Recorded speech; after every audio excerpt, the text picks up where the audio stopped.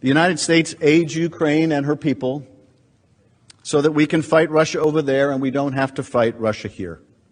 That's Adam Schiff 2 years ago making it plain that the U.S. is using Ukraine to, quote, fight Russia over there. Yeah. And so my point is, if you don't want Russia to fight Ukraine, don't use Ukraine to fight Russia.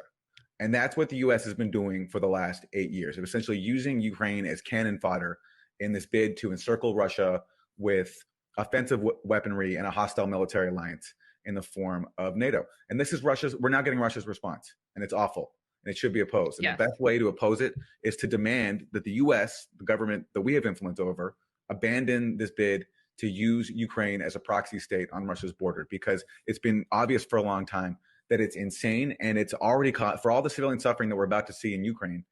There's already been so much civilian suffering in the rebel-held areas of Ukraine, especially. And now the rest of Ukraine is going to start to experience that too, and it's terrible. And we should, if we don't want to see any more suffering, we should demand a halt to this NATO expansion bid right now. But going back to Sunday news shows, that thought can't be entertained, and it's presumed that we have the right to be using Ukrainians as cannon fodder. And the question is, are we sending in enough weapons or not? That's the only issue that's allowed to be debated. And of course, not to state the obvious, but what Schiff is doing is admitting just full-throatedly that this is a proxy war.